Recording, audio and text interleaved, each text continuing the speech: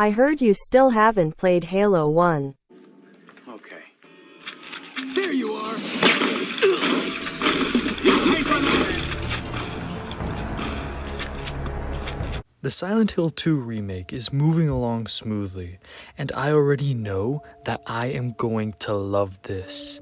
A third-person perspective, a combat overhaul, and stylistic touch-ups are desperately needed for this remake of A Diamond in the Rough. It's funny, most of what people are complaining about are the exact things I am getting hyped over. Today I'm Pliskin, and I'm going to explain why the changes so many Silent Hill fans fear are what the games have always needed.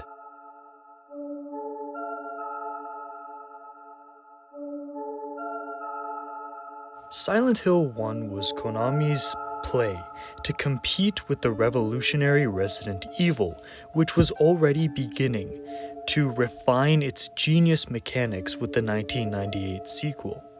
Team Silent made a game with apex atmosphere, intriguing lore, and the closest a PS1 ever got to an open world. A great horror experience, but a poor game that lacked the mechanical depth of Resident Evil. Silent Hill 2 built on the first game's strengths tenfold. The abstract nature of the game elevated the atmosphere. The story is arguably one of gaming's best, and the music, but the combat sucks, traversal is a fucking chore, and the game parts of the game fail in every way to live up to the vibes, the story, and the set pieces. Silent Hill 3 cracked down on the horror aspect, and Akira Yamaoka made one of the best game OSTs ever. But all the problems carried over. Silent Hill 4 is arguably the best from a gameplay perspective.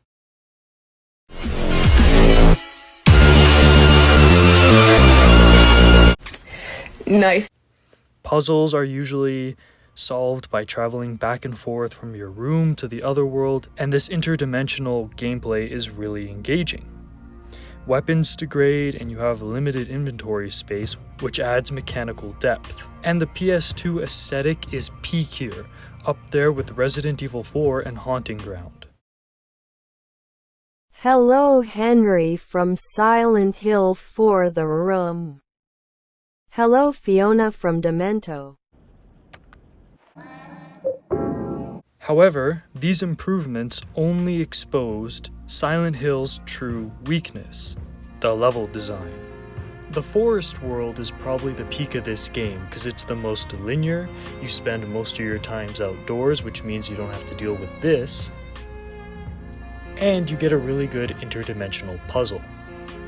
Now, once I reached the hospital level of this game, I realized that the apartment level wasn't a fluke, and that bad level design is going to be the status quo, especially since Silent Hill 4 has you going through the same old levels once you beat them all. So even when the series took lengths to improve the game, the weaknesses at the core still shone through. However, it's not the level design that's Silent Hill's greatest crux.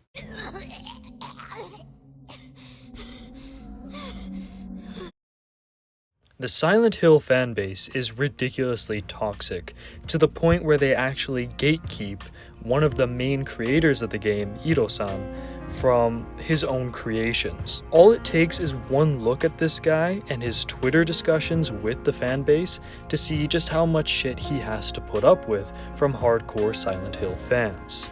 The fans have literally cock-blocked any chance of the devs making improvements, as they just almost force them to stay and make the same game repeated and repeated, which is probably why Silent Hill 4 actually received a lot of flack when it first came out, despite improving a lot of what Silent Hill does. It's this kind of pressure on the devs that really killed the franchise for almost 12 years. Before you say anything, PT was never going to happen.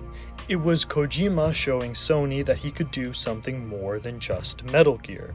so they'd give him the money to make Death Stranding.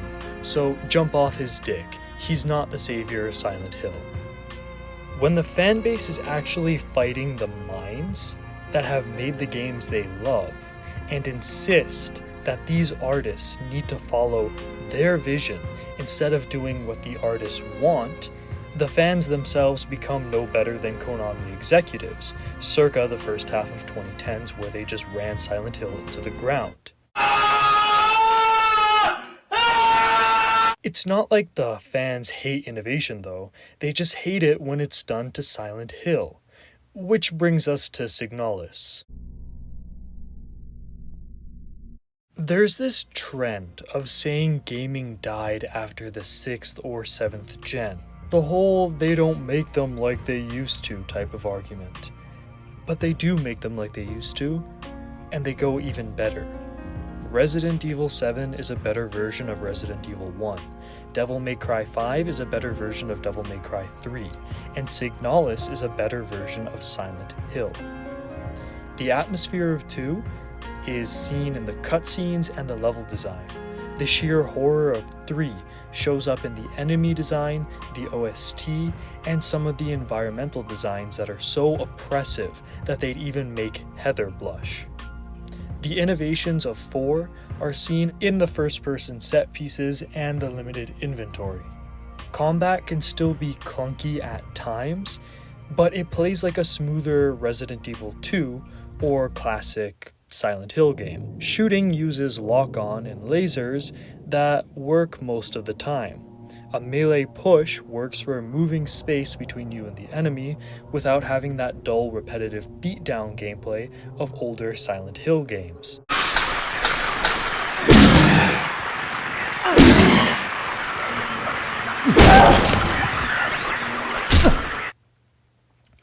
Even stomping on enemies feels so much better than it does in Silent Hill.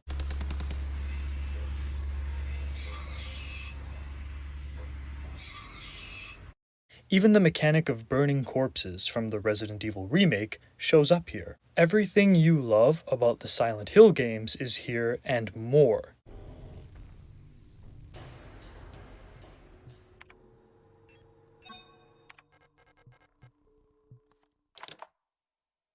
No wonder I'm so stiff. The music is a great homage, from the combat themes that strike terror to the save themes that give you the same vibes as Resident Evil save rooms.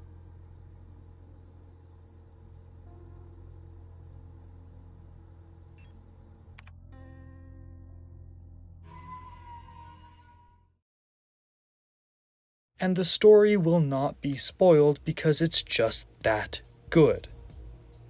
I know Silent Hill fans already love this game, but if any of these innovations were brought forth under the guise of being a new Silent Hill game, I guarantee you there would be a large portion of the fan base that would push back against it, saying it's not true to Silent Hill. Yet because this isn't a Silent Hill game, everyone can appreciate how it takes the old and reforms it as something better than it's ever been. So it's the Silent Hill name that drags down these games and stops innovation from happening, and Signalus is proof of this, because these older style games can be brought back and can be made better than ever. Seriously, play Signalus. You know I'm going to be talking about this game in the future. I know I'm going to love the Silent Hill 2 remake. I'll love the combat overhaul, the stylistic differences, and any improvements made to the level design. But will you? Or will gaming remain dead as you cling to aging relics that you claim to know better than the people that made them? Will you keep your love for these games that you've enjoyed for 20 plus years while embracing innovation, or will you become the decay that used to frighten you in these games? This has been Pliskin. Over and out. This is Solid Snake. Hey, subscribe to Pliskin Boy. God damn it. You heard him.